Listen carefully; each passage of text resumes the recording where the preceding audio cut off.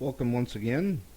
This video is going to get into a little more detail about tanks, specifically projectile physics and how the marriage of projectiles and armor and how they counteract each other really works in this game, which will hopefully give you a little more insight and let you pull off some more tactical maneuvers. Yes, sir. When you may think there is no options. Got it, sir. So I want to point out just Yes, sir. briefly, you'll notice the details view of infantryman doesn't really give you a whole lot. You got the rank, their name for what it matters, the health, and their stamina. With a tank, you got quite a bit more information and things to worry about. You've got the main gun, the secondary gun, typically a coax machine gun. You've got the armor range, so this is telling me the thinnest armor plate of this tank is 25 millimeters, whereas the thickest is 38. Although this typically means hull armor, when you start talking about, the undercarriage or the top of the turret, if you put yourself into a situation where that's getting shot, you're probably not going to be relying on that lower number. It's probably going to be a little smaller than that, or a lot smaller, depending on the tank, or especially with open top vehicles. Such as, let's say this M19. Yeah, obviously, okay, this M19's got 10 to 25 armor, so it already doesn't have very good armor. But you can see it's got an open top. The crewmen are actually exposed, so they can be shot out of here. Or if this turret area here is shot, you can see that's very vulnerable. You could easily damage the gun or the turret itself, and so typically you want to be much more careful with open top vehicles than with enclosed vehicles.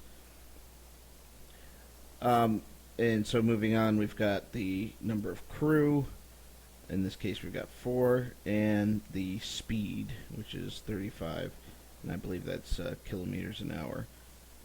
And that's averaged. Obviously, it's going to be more or less depending on the terrain you're driving over, whether you're driving through obstacles and whatnot. Those will affect your speed.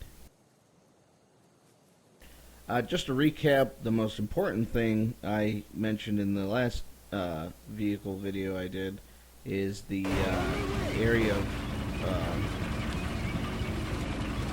vision area of these tanks, as you can see, is very limited. You've got the driver cone and you got the gunner cone, and I mentioned the cardinal sin of using tanks is to have them move alone, especially into an area you're not sure about. The easiest way to mitigate that is grab some infantry and squad them with your tank.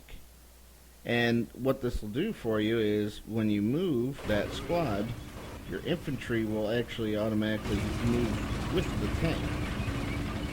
And you can see we get that nice big vision cone from our infantry. And then you can see when we stop, the infantry will actually guard that tank. They're essentially escorting that tank, so you can see they're actually going to look around and be on alert for any approaching enemy infantry. I mean, when you're driving through, especially a map like this, you got all this brush and soft cover. I mean, you could have a Panzerschreck troop pop out of here and just annihilate you in a split second. But hopefully, if you've got infantry with you, you're gonna prevent that from happening.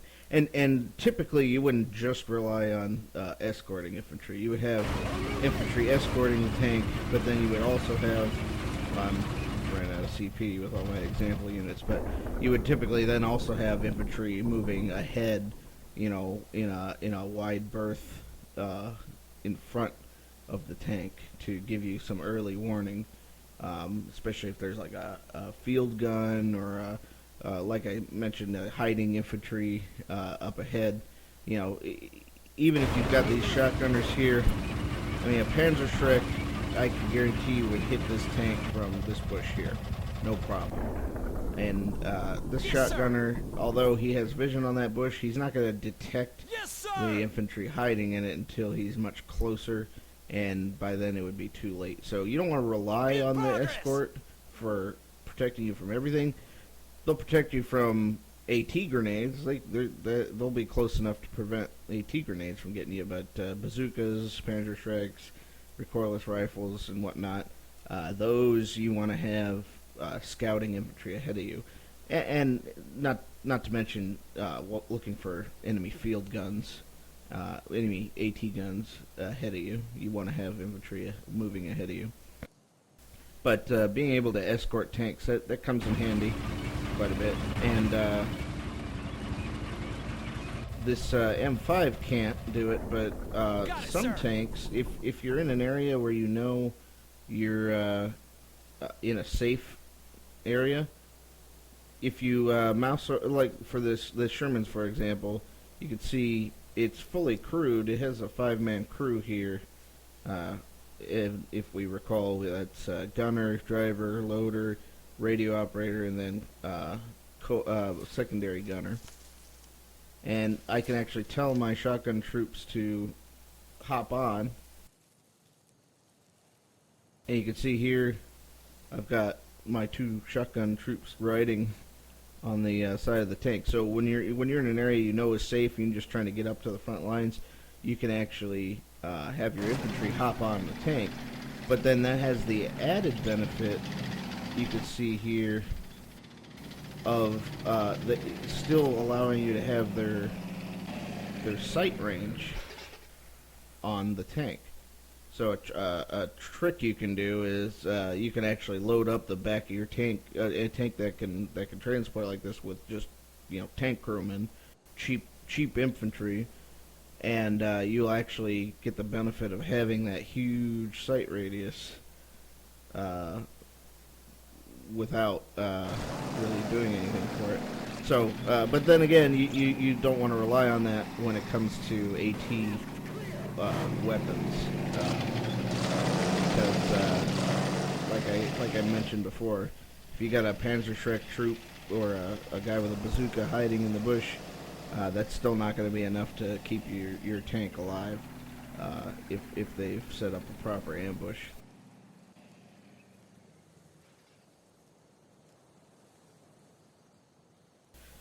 So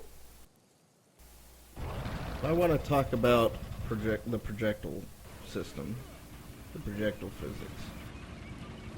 So you've got 3 types of rounds, and we talked about this before. We got AP, armor penetration, HE, high explosive, and APCR. Armor piercing, composite, ridge, something or another. Yeah, but yeah, that's the one that has the extra penetration. So these guns have different amounts of penetration.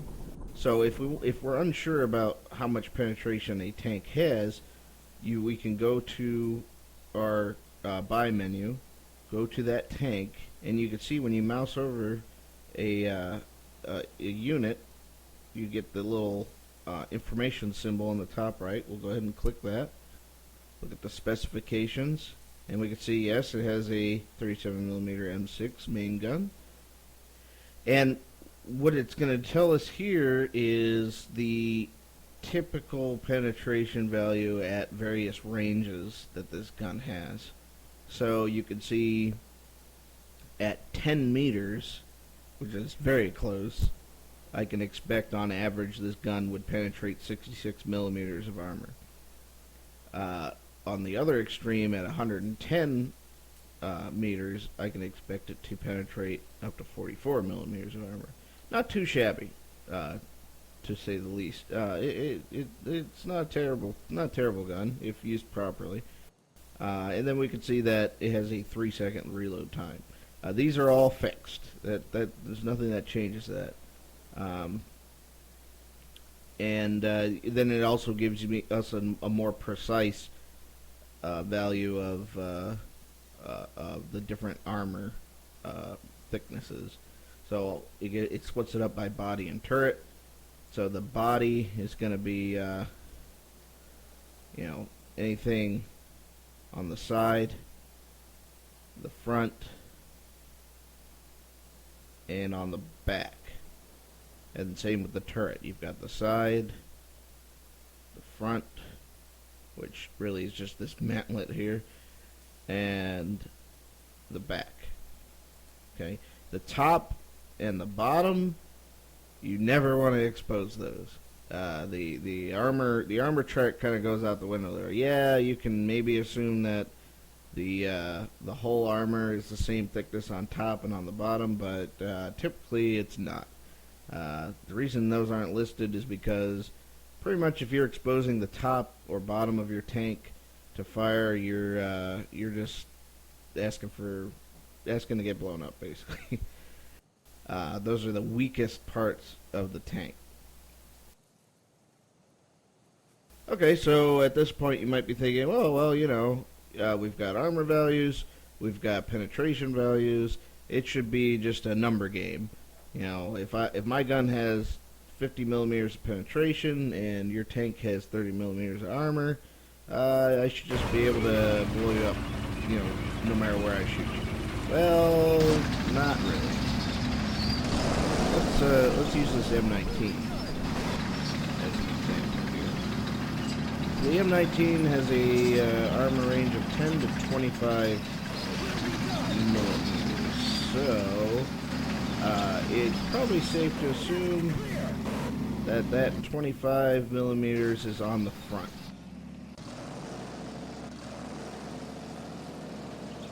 So let's go ahead and position this facing my Stuart here.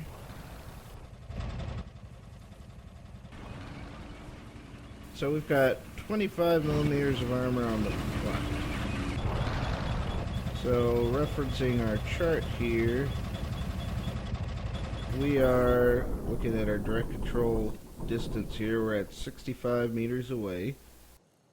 So at about 70, we should have 54 millimeters of penetration. Well, I could say that, yeah, there's a pretty good chance hitting it dead on straight from the front, you're going to penetrate this tank pretty much no matter where you shoot it. However, if I was a smart player and I cocked my tank to the side,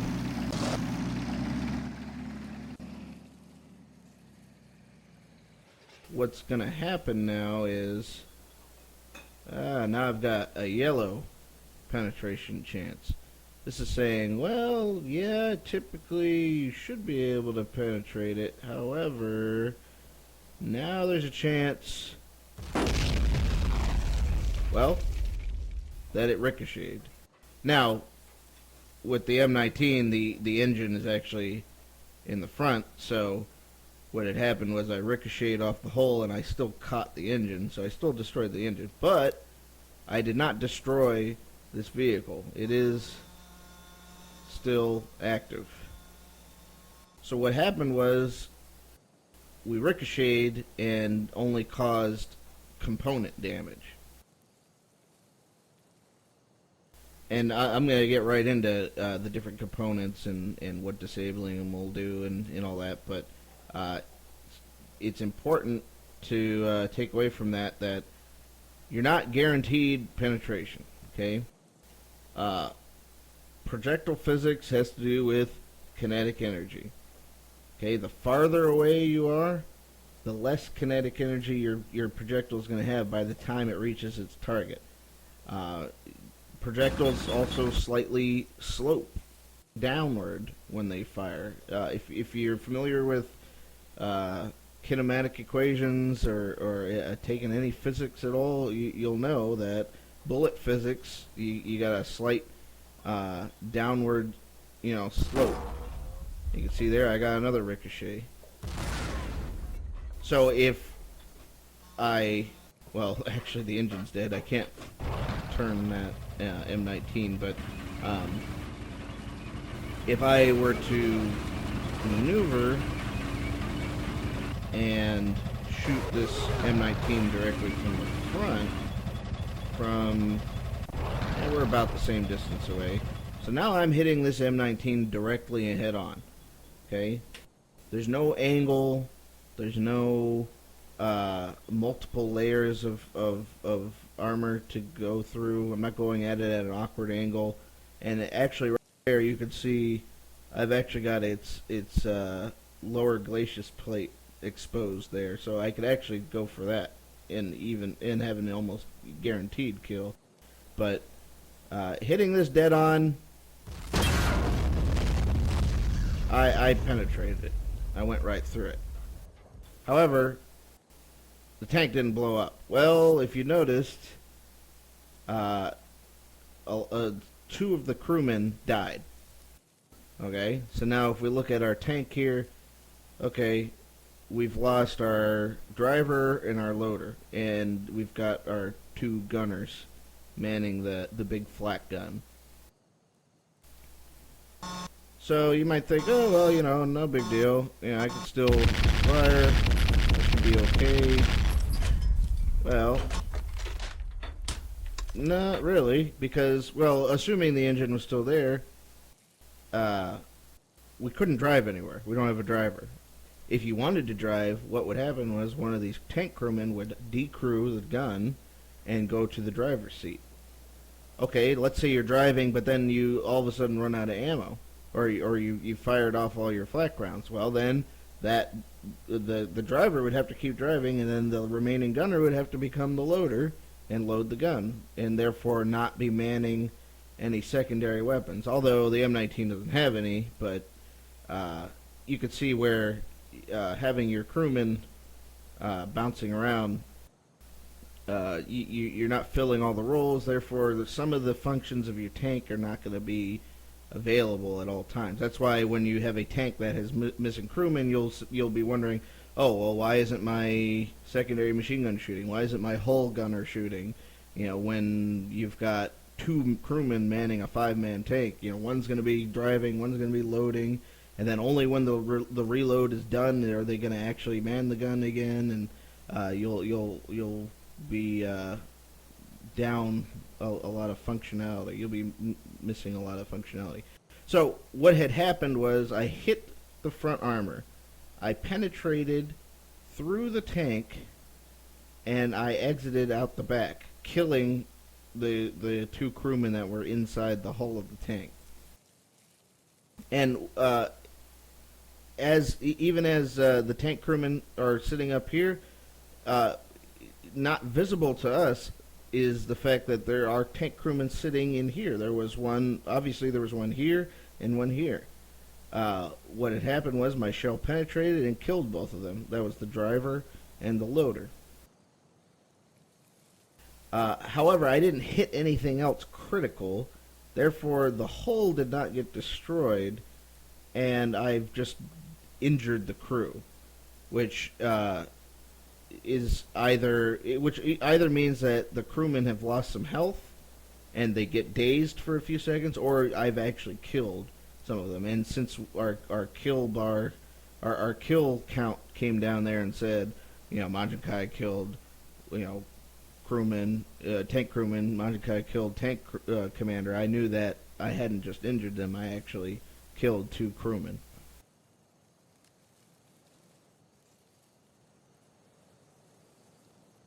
So I actually penetrated straight through the vehicle, not actually destroying the hull. So if I want to go for a hull destroy, I should probably hit a more critical part of the tank. So I'm going to go for this lower glacis plate. And I nailed it right on, you can see, and I destroyed the hull. Or, I'm sorry, damaged the hull. There's actually important clarification between the two. Okay, so the hull is damaged. The tank now shows as a yellow arrow. Okay, it means it's damaged or decrewed. In progress. In this case, you clearly see it's damaged. So what do we do? Well, you can still get into the inventory. So if we go into the inventory, we've got repair kits. I'll drag one of those over. And now I can use the repair feature. So I hit repair, click my tank, and my crewman will equip that repair kit, and he will begin repairing that tank. So there's two things that need to be repaired. First, the hull, but then he's still going to also have to repair the engine. And even when that's all repaired, we still need to buy more tank crewmen, which are in the specialized soldiers menu, and you get two at a time. So you got to buy two, wait for the timer, the cooldown timer to go, and then buy another two. And so, you know, we want to man that with probably 4 or 5 crewmen. And so thus the repair process begins. So I just wanted to show that real quick, even because I had forgotten about that in the last video. But yeah, repairing is easy. You just gotta have a repair kit. And if your crewman doesn't have a repair kit in his inventory, and you click the repair button on the vehicle, they will just take a repair kit out of it and equip it. You don't actually have to go into the inventory and equip it. I just wanted to show you that they are in there, and there has to be one in there for the crewman to automatically start repairing when you click repair on a damaged vehicle. If there is no repair kit available, you have to find one. You can find one laying around, steal one out of a destroyed vehicle, maybe even buy a engineering truck which has repair kits in it, and then you can start repairing the vehicle. So AP shells, you know, it's not a fixed, I just want to emphasize it's not a fixed penetration. It depends on the slope of the armor, okay, what angle you're hitting it at, because, you know, the shallower the angle, the higher the chance that you're going to ricochet off of it. The distance from your target is going to decrease. The farther away, it's going to decrease your penetration. It's going to increase as you get closer. So the closer you get to a vehicle, the higher the chance you have to penetrate it. And what I'm going to get at in a moment is you actually have many modules on the vehicle that can be destroyed or disabled that will have various effects on your target. So just to run through them real briefly, you got the tracks, the engine, which in this case is on the front, it's poor design, the hull itself, the turret, and the main gun. Those are your main modules on pretty much any vehicle. So that's AP for you. Now HE, high explosive, has some interesting characteristics. So HE always explodes on impact, and you actually get a small incendiary effect. So you can notice here when I'm shooting these bushes, the shells are exploding, and they're getting incinerated essentially. So you get that explosion and that incendiary effect. However, HE shells do have a very small amount of penetration. Take this hay bale here, for example. Now, you would think, well, the shell is just going to explode on that hay bale, right? and it's not going to hit this truck. Well, you would be incorrect. You can see there, my HE shell has actually enough penetration to go through this hay bale and straight into the truck. Now, if I hit the ground right next to the hay bale, well, if I can get the right angle here, well, I guess these HE shells just aren't powerful enough, but if you hit it with a powerful enough HE shell, it would blow up. However, it's important to know that even HE shells, even though they're explode on impact, they do have enough penetration to go through soft cover and hit whatever you're trying to shoot at. So you don't want to dismiss them as impractical when you're shooting through soft cover, because especially with lightly armored vehicles, HE is always going to be more effective than AP, because it will it'll have enough punch to knock out soft targets, and you don't have to be as accurate.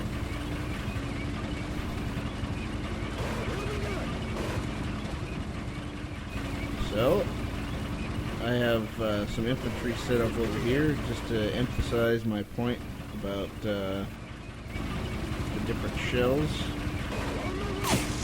So in this warehouse looking building here, I've got a rifleman just sitting there, right? So typically with infantry, yeah, you're going to want to use HE. However, this building here, yeah, it's taking a lot of shots to take out. Yes, sir. And let's say I was smart and I saw that those HE shells weren't quite powerful enough, and I just moved around to the next wall. Well, to counteract that, I could switch to AP and made sure I was very careful, and I could actually penetrate through the wall and kill that infantryman. This comes in handy when you've got infantry dug in to moderate cover. However, you can see with softer cover, HE is still the way to go. And just blow the crap out of it. However, with with heavier cover, this is stucco walled or even hard cover like these walls here. Now let's grab one of these shotgunners. Got it, sir. Just to further emphasize my point here. So let's say I've got this shotgunner sitting here behind this hard wall. I mean, that's hard cover. That's a stone wall, and HE shell. You're probably going to be shooting that for a while. Okay, well, three shots. Sir. Okay, but then you know what? He's still got plenty of cover here. You want the one-shot wonder? You just swap it over to AP, and you gotta be, you gotta use direct control. Your tank will not do this automatically, and you have to be accurate. And you just, well, I actually clipped the wall there, and it ricocheted up. You just knock them out from behind that wall. So the different rounds, they're not. So basically, the point I want to make there is the different AP and HE rounds. They're not just single purpose. You can use AP against soft targets. You can use AP against hard targets. You use HE against soft targets. You use HE against hard targets. Oh, actually, I haven't demonstrated HE against hard targets. So,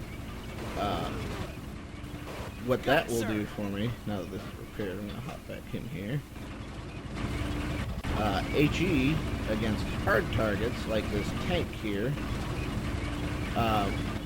specifically with tanks, well, let's say, this Sherman here, let's see, Sherman has 76 millimeters of armor. So I'm, let's say I'm 45 meters away. There's not really much of a chance of me penetrating the front plate. Especially since you can see my Sherman is slightly inclined, so I have an even shallower slope of that front armor facing towards my tank here. So there's just no way that's gonna do anything. I mean, I might get lucky and hit the main gun. Actually, I'm gonna try to hit the main gun. Might take a bit here. Well, even if I did hit the main gun, it's only yellow, which means I may not even damage it. So essentially, with this in this scenario, my Stuart is pretty ineffective. However, if I switch to HE,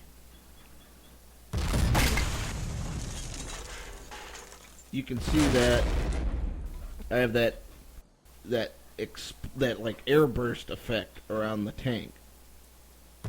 So what this would do is it would kill any infantry escorting this tank.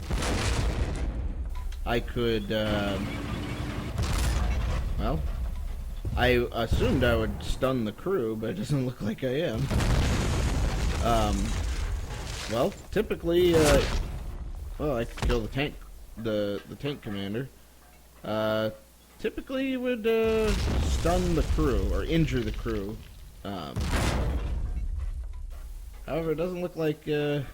Looks like the front armor of the Sherman is sturdy enough that I'm not even going to do that. Well,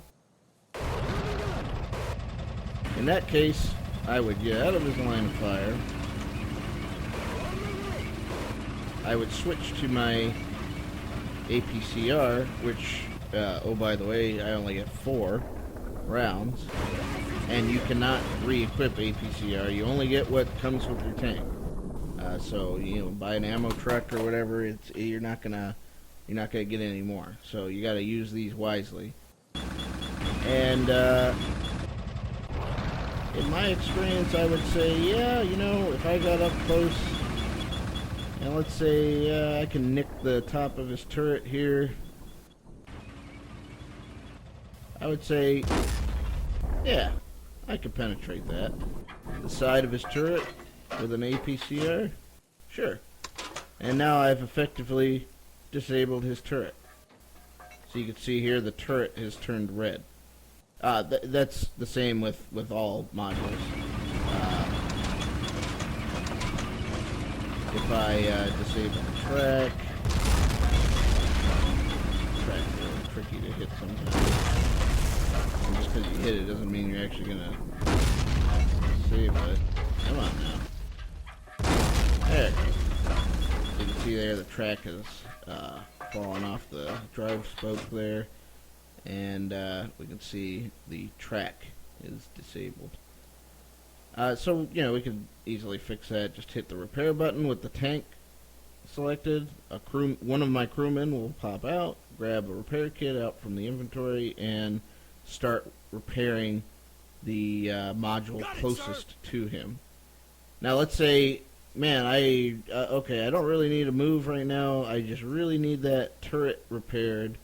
I can actually grab my tank crewman, tell him to pick up the repair kit, and move him to the module closest to the module I want him to repair, and he will repair that module instead. So if you've ever wondered, I don't really care about my tracks, how the hell do I get him to repair my main gun? In that case, I would move him to the front here, closer to the main gun than to the turret, or to the track, and then he would start repairing that main gun instead. In this case, he's closer to the turret than the track, so he's going to repair that turret first. So that's just a little handy trick there.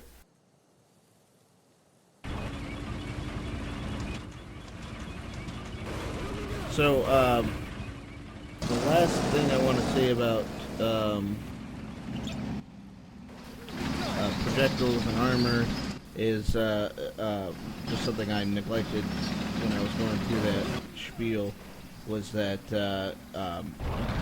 your rounds can you or will lose kinetic energy when they pass through obstacles. So I pointed out I can use my AP rounds against infantry behind hard cover. So I already demonstrated that. But let's say I wanted to. I don't want to run that over. Let's say I wanted to take out this M19 here, and it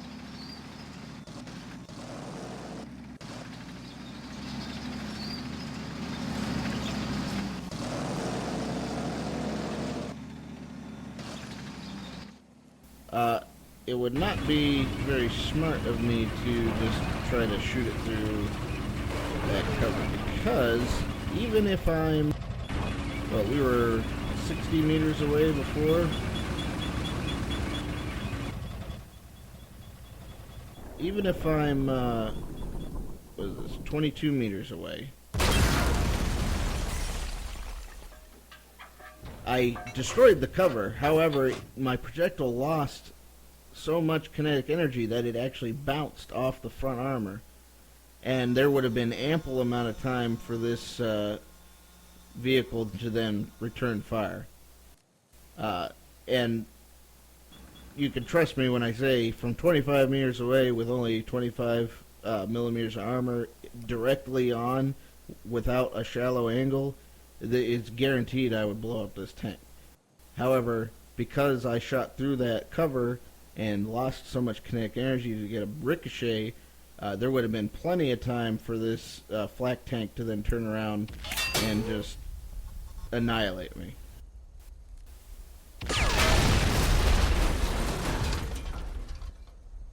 Which, oh by the way, the M19, that 40 millimeter gun, that's the same gun as the Bofors, which, if you've had a run-in with the Bofors, it's quite powerful and has quite a bit of penetration. So you've got basically dual Bofors. You got two cannons here, so it can be quite destructive. Just a little tidbit there. So we talked about projectile physics, the distance, the passing through obstacles, and the type of round all affect penetration. Okay, and obviously how big the round is. You know, whether it's a 37 millimeters, obviously going to have less kinetic energy when fired than a 88 millimeter, right? That's kind of a given. And then we talked about armor. So it's not just the thickness of the armor, it's the slope of the armor, the angle you're hitting the armor, and you've got different armor amounts on the turret than on the hull. So if you have a tank like a Panther, that has very high turret armor as opposed to its hull armor, you would want to always position your tank, in a way that your turret is the only thing exposed to fire, so you can maximize the protection of that tank. So it's important to really get to know the strengths and weaknesses of your vehicles that you're employing, and take advantage of features like that. So I'm going to take this little Greyhound here, and I'm just going to show you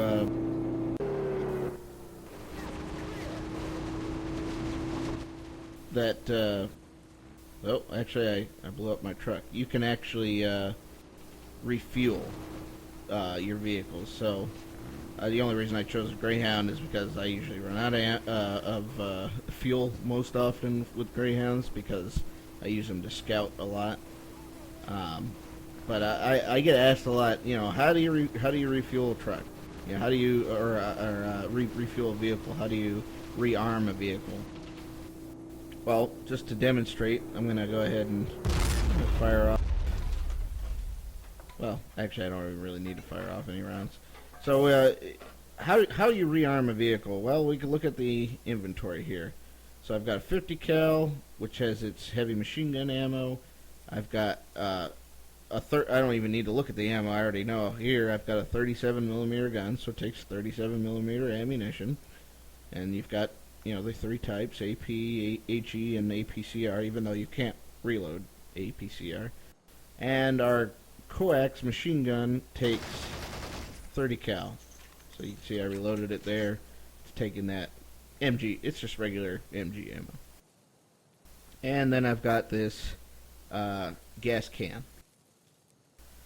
So, if I tell one of my crewmen to hop out, Yes, sir. I can grab that gas can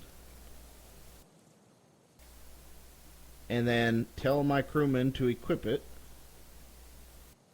and then I can simply refuel my Greyhound Got it, that sir. way. Or refuel another vehicle. Let's say I'll send him...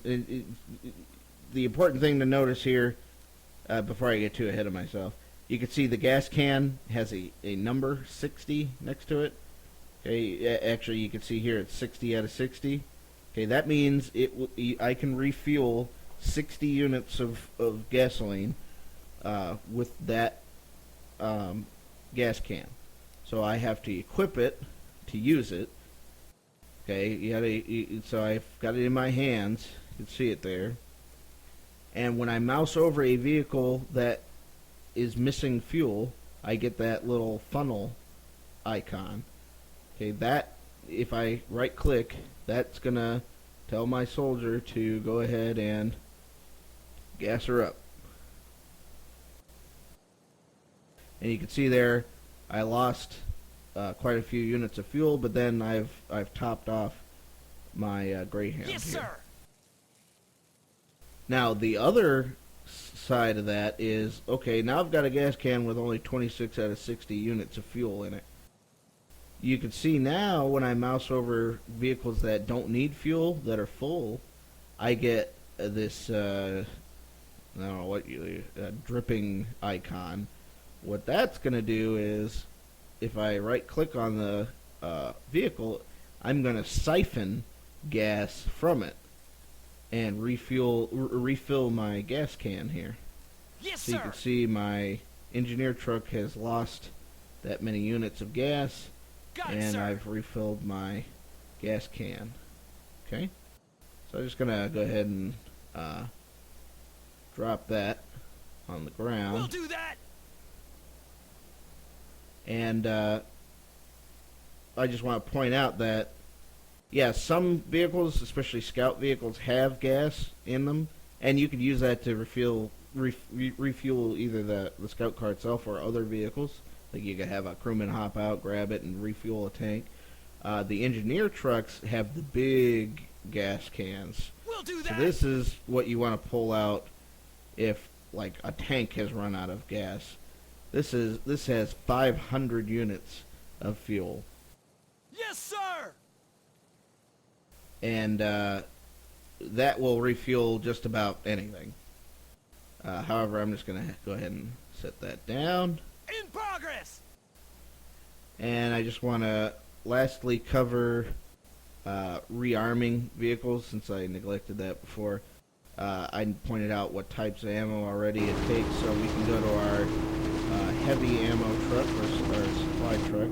That's the second one here, as opposed to the light ammo truck, which I used in the infantry video. And as you recall, when I was talking about examine before, it's not just for infantry. It's any unit can use this. And so can my Greyhound here. So I have my Greyhound. I click X for examine, and I'm going to examine this ammo truck here. And you can see my Greyhound is sharing inventory with the supply truck. So I just find the, here we go, 37 millimeter ammo, load it up, and throw the machine gun ammo in there. And let's say I have a downed tank. Oop, only want one of those. It doesn't want to. There.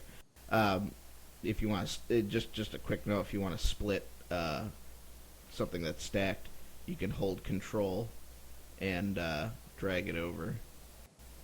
So control click and drag will only take one. That's how I only grabbed one barrel. But anyway, so let's say I have a tank that's out of gas and I need to get this fuel to him right away. Yeah, I've gone ahead and loaded up my Greyhound, and yeah, let's say he's out of gas, he can't move. Bam, got gas delivery right here. Have a crewman Yes, sir. hop out. Oh, it'll stop moving. Grab my gas. And go ahead and fill her up with my Greyhound covering. So there's all those little cool things you can do, and I've gone ahead and filled her up. Got it, sir. I have my now. You want to unequip that barrel before you get back in, and as I've been dropping these barrels, you can see they're just they're just sitting there on the ground. Yeah, no big deal, right? If you actually shoot the barrel, you can see it has exploded, damaged the track of this vehicle. You can actually made a little crater there, flew up in the air, and actually exploded when it landed. So there's all kinds of fun you can have with those little barrels. Actually, let's put in one over here. And this works with any explosives. So just to emphasize my point, let's go ahead and drag all the dynamite out of that truck, which it probably, it went underneath the truck there. And let's pull all the 155 millimeter HE shells out of there. Yeah, let's just see what happens.